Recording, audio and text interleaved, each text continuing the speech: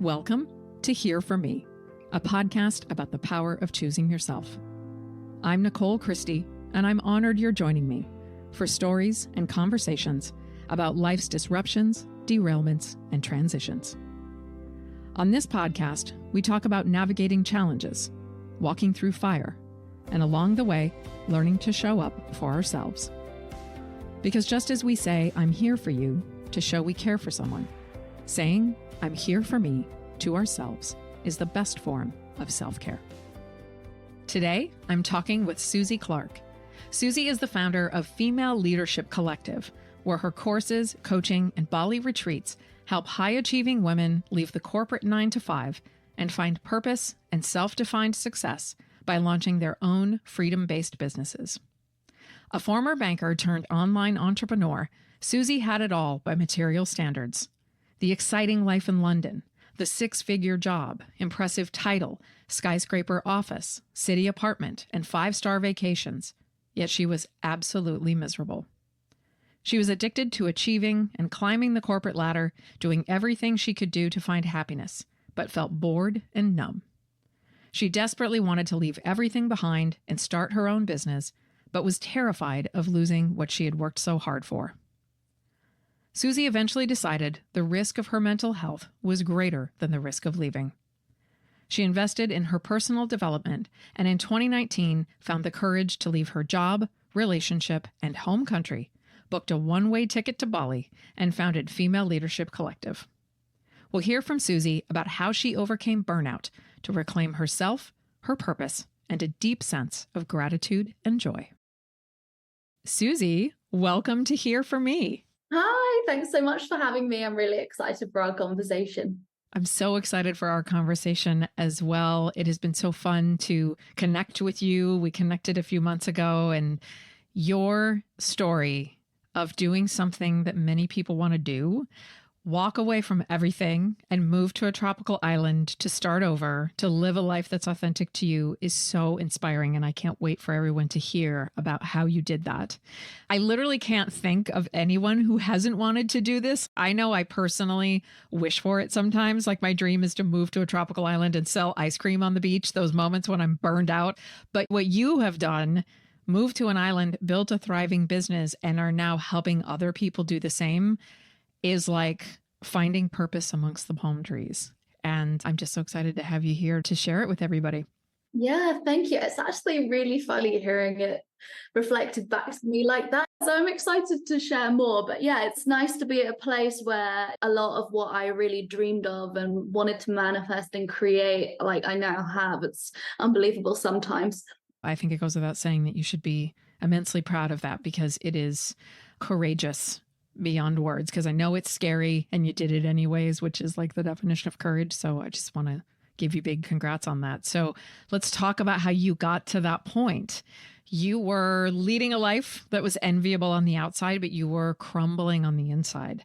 How was that manifesting in your mental and physical health? To set the scene, I went straight into working for the world's largest investment bank out of my economics degree at university. So I was working for JP Morgan on their graduate scheme. And on their graduate scheme, you're supposed to be the leaders of the future. So you're really put on this pedestal and you feel that you're like God's gift because you've been put on this platform. So I'm going in, I've got my trouser suit going on. I'm working in a skyscraper. I'm thinking, wow, I'm really impressed with myself, And that lasted all of about probably 6 months. And I realized, oh, is this all it is? And it was kind of a weird, unsettling feeling.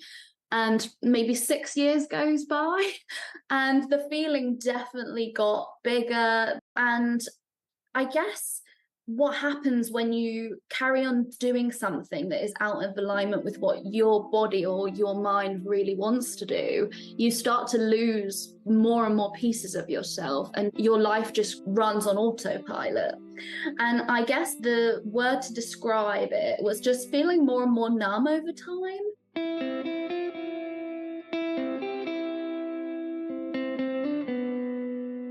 But then there's this weird guilt that comes in when you're really fortunate. You've got one of the best jobs in the world and you're being paid a lot more than your friends. And why should I feel unhappy with that? There was this sense of like real guilt. So it was really conflicting and it kept me stuck. So at that point, my mental health really started to suffer.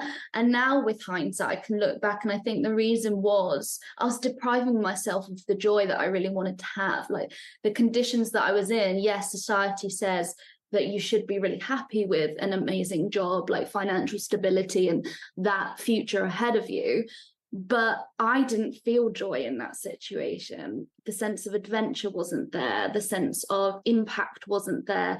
The sense of being able to look after my body and have spaciousness in the week wasn't there. And now I know those are the things that create success and joy for me. But at the time, I didn't know that. So yeah, I was just left feeling, I think, depressed, to be honest. And I never saw anyone about it, but it really did feel like I'd lost all sense of who I was. And then your confidence goes. So your ability to get out of it is even more tricky. Yeah. And you said like 6 months in, you knew, oh, this is not for me. To be in that for 6 years, how did you manage to get through that? Were there things that you were doing for yourself in your life to kind of make up for those hours that you were at work? And being in finance, you were probably working 20 hours a day. So talk about what that was like and how you managed to get through 6 years before you hit a breaking point. I think that's a really interesting question, because now when I look back on that time, I'm like, wow, how did I actually cope living so out of alignment? Because I've got the beauty of hindsight and perspective. But at the time, it was normal. Everybody around me felt like that. And so that kind of set the standard. And so that's what almost kept me stuck in a way, because who was I to have the audacity to think I could have something different? And who was I to think that that dream life of living on a tropical island was available to me? Because everybody else had put that in the bucket of a dream life that's never going to happen. So I almost had shame around anything else. So I think that there was an element of settling a lot with all aspects of my life, because that's what everybody else was doing. But then also I was trying to get hits of joy from real external things, like the dopamine hits from shopping, buying a designer bag. And I was learning a lot of these things from my peers around me. Like, this is how everybody else was coping.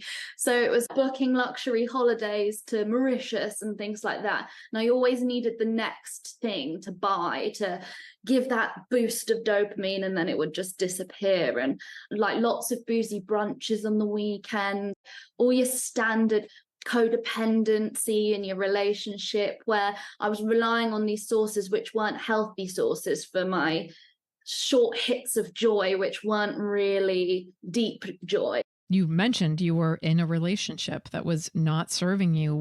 What was that relationship like, and how was it not serving you, given everything else in your life being out of alignment?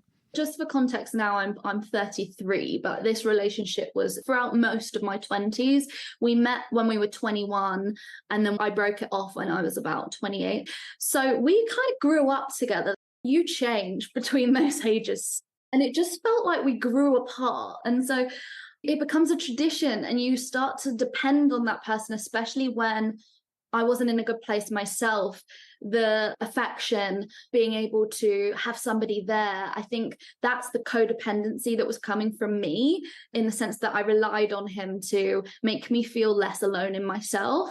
And even though it was very clear halfway through that we were growing in completely different ways, and we started to resent each other, and it wasn't a healthy relationship, but we both were too afraid to leave because we weren't whole as ourselves. We were not confident enough as ourselves to be on our own. And I think that was quite a journey to get to that point where I felt confident enough to be able to deal with the aftermath of how it feels to break off a relationship that's like 6-7 years long, where you feel like your family, like you've grown up together. So it was a beautiful relationship in some senses. I have great memories, but at the same time, I stayed in it far too long than I should have. We weren't the right match. So talk about that moment when you knew that the risk of staying where you were, in the job, in the city, in the relationship, was far greater than the risk of leaving. and figuring out what alignment looked like for you. How did you start taking steps to where you are now? It was really interesting because all the decisions came in the same week. So I must have suddenly felt like I've hit the threshold of the strength that I need. Like I broke off the relationship, I quit my job, and I booked a flight to Bali all in the same week. And I knew I wanted to do these things, but I just knew that they were such big decisions that I was going to need so much energy to have the momentum of the feeling of that risk. So I felt like I needed to get myself into a strong place. When lots of things started to happen, I just felt dark thoughts. I put on a lot of weight. I was self-sabotaging. I just felt so numb to life, like almost as an observer that you're feeling like this. And that's when my personal growth journey started. I started picking up yoga, and yoga really was my first insight into feeling my body. I'd never communicated with my body or even thought about it in that way of how it feels until yoga, because there's so much space and silenceness in a class that your body kind of speaks to you. And I think it was opening that channel to my body, because your thoughts are what your body's feeling. I learned so much more about myself, and it almost felt stronger. The "you need to do something" message felt strong because I could feel it as a whole. So that really then drove me to start to do personal growth classes. I did the Tony Robbins, Unleash the Power Within, all of these things to discover more about myself and get myself strong enough to then execute all these decisions that happened in the same week. All I can think as you're talking about this is badass and empowering, and just to go, fuck it. With the relationship, I'm done. The job, I'm done. I'm booking this trip to Bali. And even though it is a lot in a short period of time, I think you were just at the point where you're like, I have to do something. I have to walk towards it. And you're right. Our bodies talk to us. And yoga is a beautiful way to go into your body and be like, what is it telling me about how I'm going to march forward? Yeah, exactly. And I think a big part of this as well was ego. So a big thing that was keeping me stuck was I had built this identity around my banking career and my academics, and I'm that kind of person, and I'd built this identity around it. So quitting my job and doing something else, I couldn't bring myself to even go there because I had shame around it. That was what was really holding me back. And what I realize now is that is society's version of success and society's hierarchy of what is a prestigious job and what is less so, and all of these things. But actually now my definition of success is feeling calm, feeling peaceful, feeling happiness, having space in my schedule, not having an alarm in the morning, and being able to go to the sauna for a few hours and going to sunset on the beach with my dog. And none of those things of like how much I'm paid or what my title is or that I'm working in a skyscraper, like these external things. So it really had to be this shift where I recognized that actually, no, the importance is defining success for you and not living for what other people are saying success is, and then trying to work through that shame. There is a ton of shame around that. And when I started my first business in 2005, I gone through the end of a relationship and I'd moved to New York from Seattle. And that was my last ditch of like, this job is not for me. It was the big consulting firm and the skyscraper in Manhattan and all that. And I identified freedom and flexibility were the most important things to me. I want to do the work I'm good at, that I love doing, where I want, when I want, how I want. I'm going to go to Pilates in the morning for a couple of hours because I'm going to stop and get a coffee on the way home. I'm usually up early, but I'm not functioning early. The thing you said about the alarm totally resonated with me. That is defining success on your own terms. And I applaud you for that. And I love that you're teaching other people how to do it. So I want to talk about how you got to that point, because when you booked that ticket to Bali, did you have a sense that you wanted to go there? Were you just sort of like, it's beautiful, I'm going to go on vacation? Or were you like, I feel pulled in some way? What was that for you? So I had read this book, which maybe some of your listeners might know, called The 4-Hour Workweek by Tim Ferriss. And really that title is just clickbait. It's not really about like getting to the 4-hour work week. But what it did do is introduce me to this concept of people working from their laptops. And he was talking a lot about Bali, because that was kind of the original place that a lot of these nomadic people were starting out, like 10 years ago when he wrote that book. But that really planted a seed to me of this whole, actually, if you can reduce your living expenses by moving to a country where it's not as expensive as London, for example, then you can buy yourself time to build a business and make the income that you want to make. So in my head, that totally made sense, but it just felt so far-fetched. Like the whole thing again about the audacity. Who was I to think I could move to Bali and then start to make money off my laptop? But the seed was planted, and that was early on in my career that I read that book, and it never went away. So when I left my job, this yoga teacher thing was in the back of my head. Maybe that's a way I could make money, until I decided what my business was. So I did a yoga teacher training, and it's quite funny because I trained as a yoga teacher and I tried teaching a couple of classes and I realized I don't actually like teaching yoga. You can't relax as a teacher initially. I was just like, well, this wasn't quite what I was expecting, but it took me to Bali. Yes, absolutely. So you end up in Bali. What was it like to start over there? How did you support yourself and then find your way to online entrepreneurship? Yeah, so one kind of quote that I really believe is, you can't be what you can't see. And so the biggest shift for me was I went into a co-working space that a friend had told me about called Dojo, which unfortunately doesn't exist anymore. But I walked in there and I saw all these people working from laptops, sitting on bean bags, floating on a float in the pool, like sipping a coconut on their laptops with the headphones on. And I was like, wow, this is real. The book is real. People are digital nomads are here. Yeah, people are doing this. And the moment I saw it, it created a shift in me of belief in possibility. Like, if I got one of the best jobs as a grad, there is no reason why I can't make this work.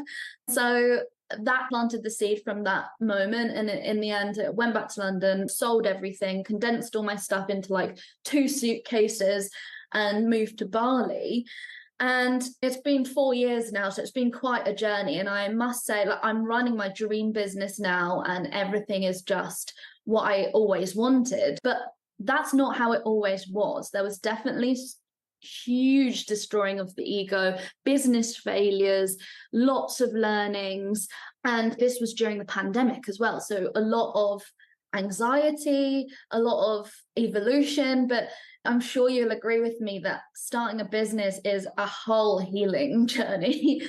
And I'm a completely different person, but way more me. And that feeling of whole that I didn't have before, I have it in abundance now. In Female Leadership Collective, you're helping women leave the corporate 9-to-5 and start an online business. So talk about the online entrepreneurship journey, and where did that start and how did it get to where you are now? When I first got to Bali, I came with savings. I had built up savings whilst all my friends were saving for a house. I'm like, right, this is my escape fund. So I came with savings, but I knew they were going to run out. So I did any job anybody had going. One of the funniest ones was that I had a friend who had a non-plastic straws business with logos on the straws. So I was calling all of his Facebook ad leads trying to sell these straws. And it was almost humbling for me to go from like having all this ego around my job to just really JP Morgan Chase, yeah, like at the top of the financial world. Yeah. It made me laugh. I kind of enjoyed it. It felt rebellious and it felt playful and it felt fun. But glad that didn't last too long. So then I was just freelancing around anything I could do, like my background sales, so anything along those lines. Then my savings started to run out and I applied for a customer service job at a finance crypto startup because they're all really used to working remote. And in the end, the CEO hired me to run their Asia sales. And it turned into this whole big job, great salary. But 6 months in, I realized I'd replicated my finance career from an air-conditioned room in Bali. And I'm sitting at dinner and watching Slack constantly, feeling anxiety. And I'm like, wow, just because you moved to Bali doesn't solve all your problems. If you haven't solved the root of it, everything will just follow you.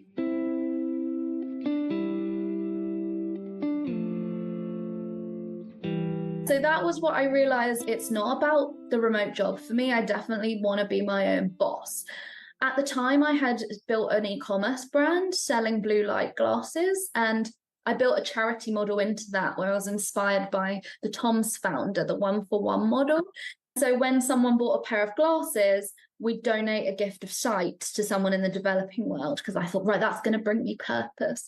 And it did, but something was missing from this as well, because people would say, oh, I love your glasses, they've cured my headaches.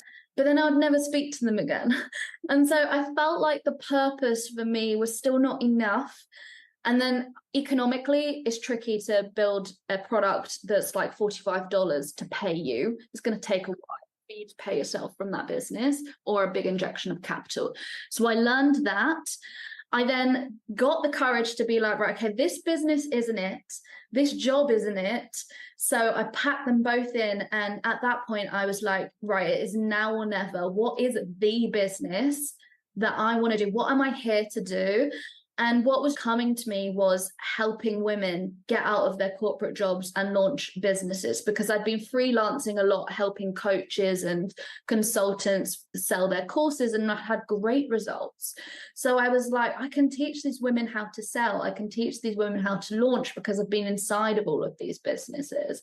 So Female Leadership Collective was born. And my first program was born, Launch Academy, where I take women from idea, they can come in, they don't even have an idea, and then they've launched a business by the end of it after 3 months. So I absolutely love it. I do retreats now as well. I have a Bali retreat called The Reset, which is beautiful full circle thing, because the whole week is all the healing, all the spiritual, all the personal growth things I have done in the last 4 years that Bali has. And then I give these to other women, and I get to see that transform them. And I can't tell you, it's probably the most rewarding thing I've ever done. I am literally living my dream now. And I'm not embarrassed to say that, because it sounds a little bit cringy sometimes, but you've got to fail fast when you know things aren't working, and keep searching and be true to yourself, and then it will find you.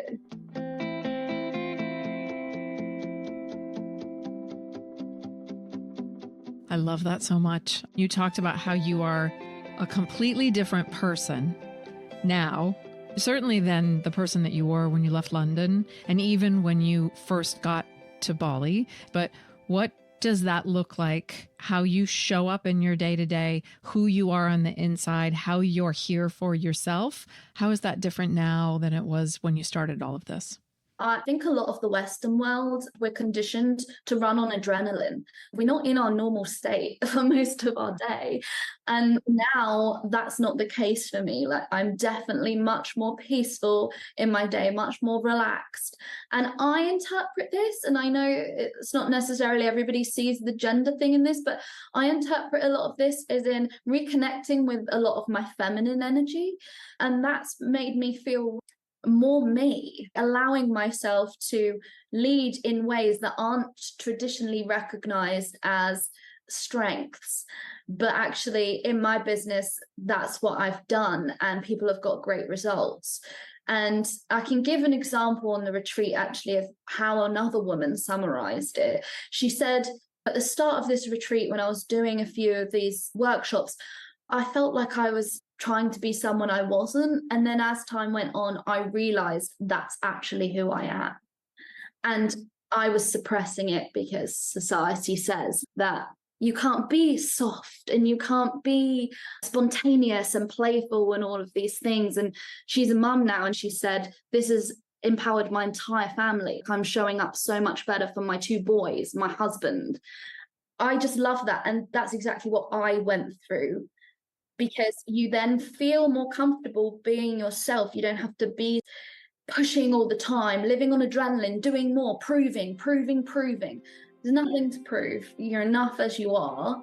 And when you realize that and let go of all of these constant conveyor belts of trying to prove and achieve, that's where you find inner peace.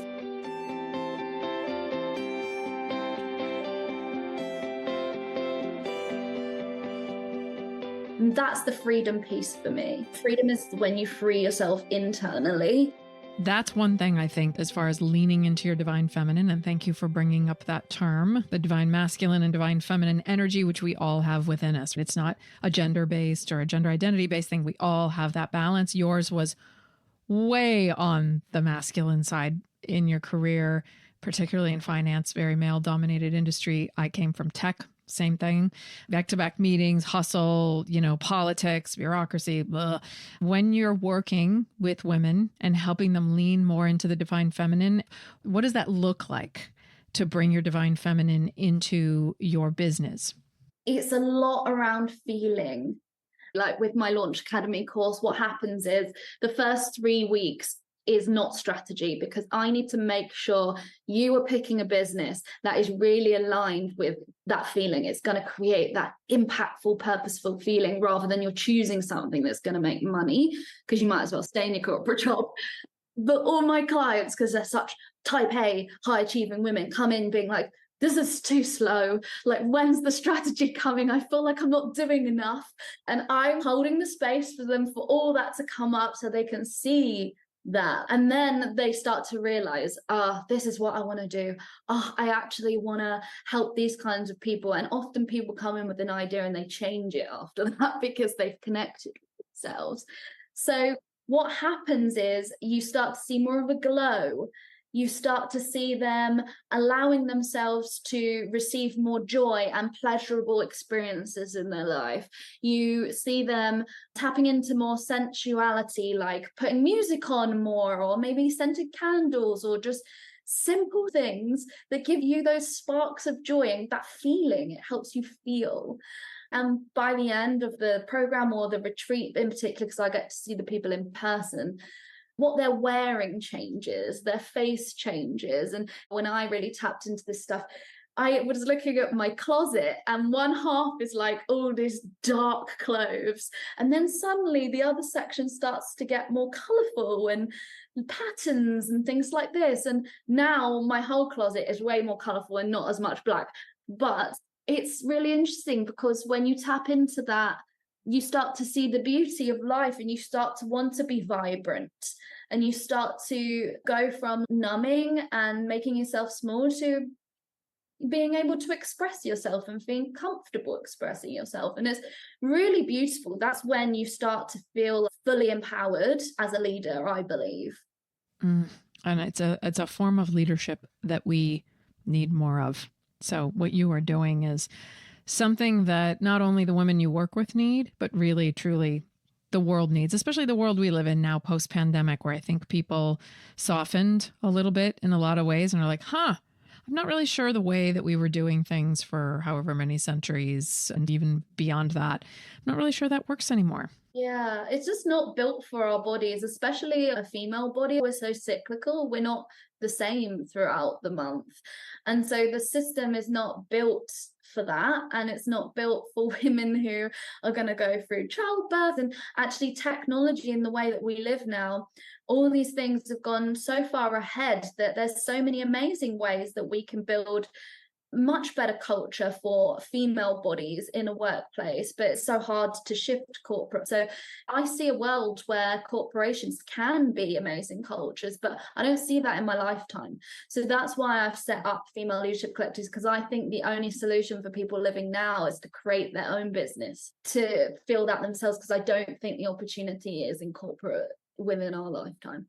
I could not agree with you more. And what you're doing, and I know that you share this with your clients, is the best thing to do is be the change. Be the change that you want to see in the world. It's Gandhi, and that's what you're doing. So thank you for that. And that's the gift that you can give to other people as well. So many people get scared, like, oh, I want to put myself out there. But when you flip it and you're like, but what if you inspire so many other people to feel better?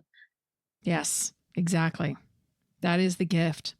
So when we think about how many people are burned out, probably almost everybody listening to this show in some fashion, I would say I am not, and you are not, because we're doing something that feels purposeful to us. So it is possible. I just want to put that out there for listeners. What is your advice for people who are experiencing burnout? The first thing that they can do? I think we need to get into a mindset of interrupting the cycle and have some compassion, because most of the time it's not your fault. You're in an environment and a society that rewards being burned out. People are impressed when you're the busiest and you're the hard worker and all of these things. So it's not your fault. But we need to kind of interrupt the cycle. So I think the best way, and this is how I started, is getting into your body. So that might look like taking a yoga class for the first time. Maybe you want to go at the back if you feel nervous about it, or going and doing a meditation. There's a free app called Insight Timer that's got loads on there. Sarah Blondin on Insight Timer is everything to me. And even something simple like take a bath. How many of your listeners have a bathtub? How often do they allow themselves to use it and give themselves 30 minutes to read a book in the bath? And I'm sure lots of people are nodding their head and they're thinking, yeah, that thought's entertained my mind, but then I've realized I've got so many things to do. Right. It feels like you're slacking off. A lot of people feel that way. Yeah. It's a muscle. And the more pleasure doesn't need to be a sexual thing. Like the more pleasure and the more you can receive joy from yourself, like giving yourself the gift of having a 30-minute bath and relaxing with no agenda, the more you can bring in little bits of that in your day and then start to train yourself. Wow, this feels good. I want to do more of this.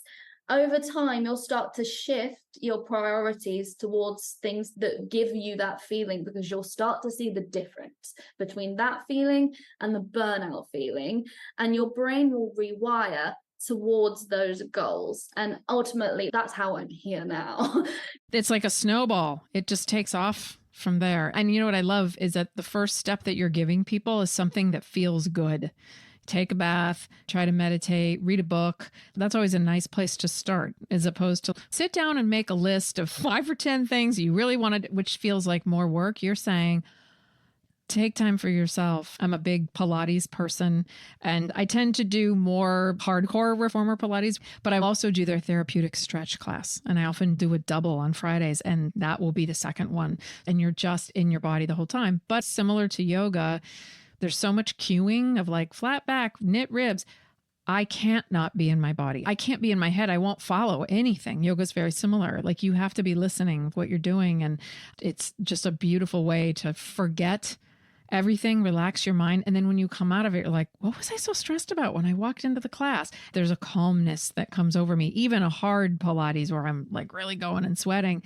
I love that advice. Thank you for encouraging people to do that. People often say, oh, I'll feel happy when, or I'll feel free when I can launch this business. You're not going to do that until you start to get a taste for it. And there's little things you can start doing now that build that in. And if you're struggling to think of something to do, another thing to do is to think back to what things did you do as a child that you loved? For me, it was tennis. So I went and did some tennis lessons back in London, and suddenly I reconnect with that playful feeling and I can't get enough of it. So I start to do more of it. So that's another tip. Oh, I love the inner child. Connect with your inner child and bring that forward is so, so healing. So you have a number of ways that people can work with you. You mentioned your retreats, your courses, your coaching. Anyone who wants to reach out and work with you, what are the different ways that they can do so? And maybe if you recommend some more than others for where somebody's at in their journey.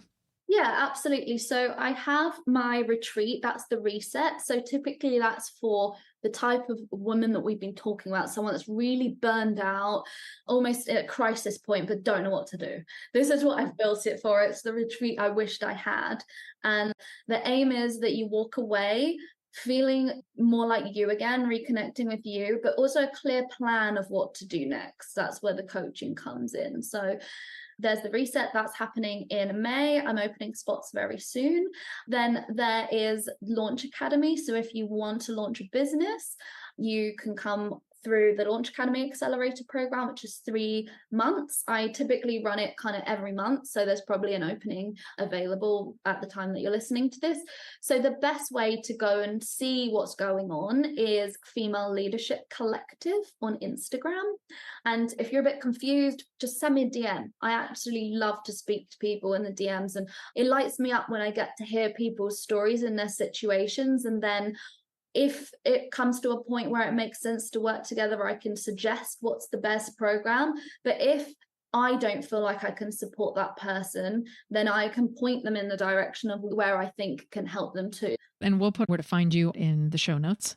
You're just such a delightful person, and your story will inspire people to follow what you have done and find what that means for themselves. So my final question, as we wrap up, you've shared such beautiful wisdom, reflecting on all of that and everything that you have been through to get to this point.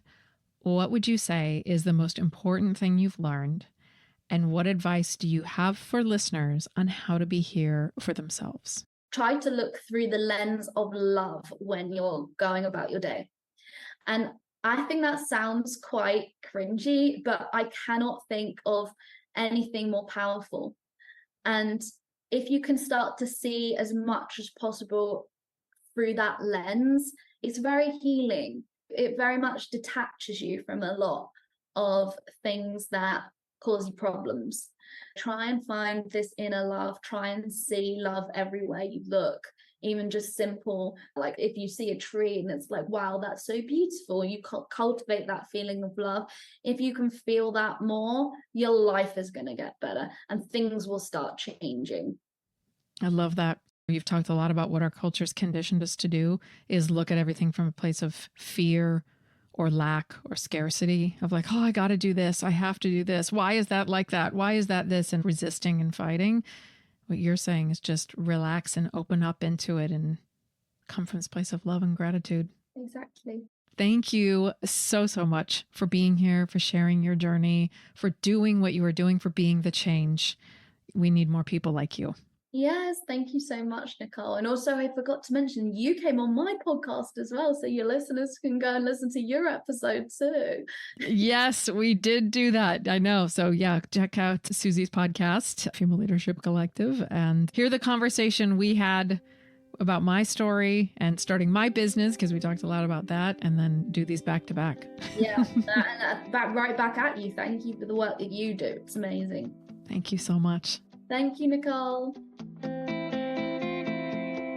Suzie Clark embodies what it means to define success on your own terms.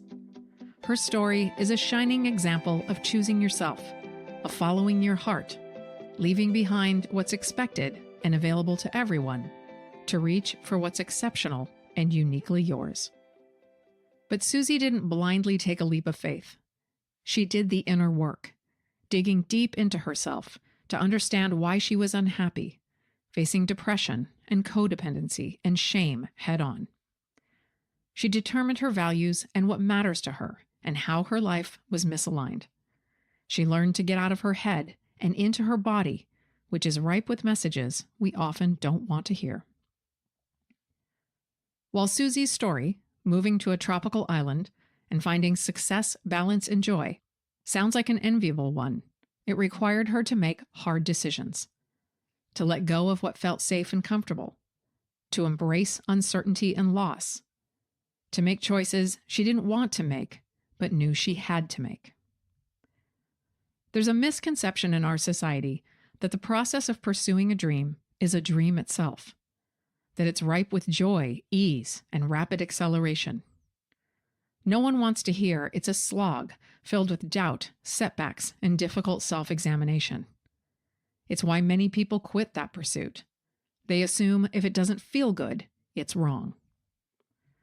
But many in the spiritual community believe that's a key component of manifestation, that obstacles aren't something to fear, but to lean into, that they're a sign your manifestation is closer than you think, or, as we sometimes hear, that things get worse before they get better. But if you're like Suzie, brave enough to make hard choices, to let go of safety and certainty, to choose alignment and authenticity, to not just settle for impact, but purpose, the next step, the final step, is to keep the faith and keep going. That's what it takes to find success on your own terms, to live a life you once only dreamed of, a life where you choose yourself.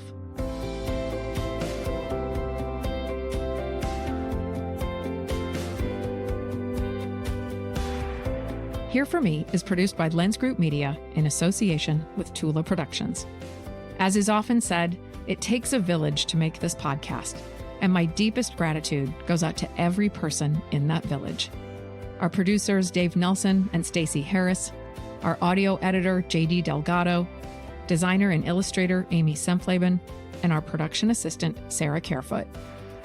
If you enjoyed this episode, I'd love it if you'd follow the show, rate, review, and share it with people you love. You can also follow me on Instagram at Nicole J. Christie. Until next time, thank you so much for listening. Here's to you being here for you and to the power of choosing yourself.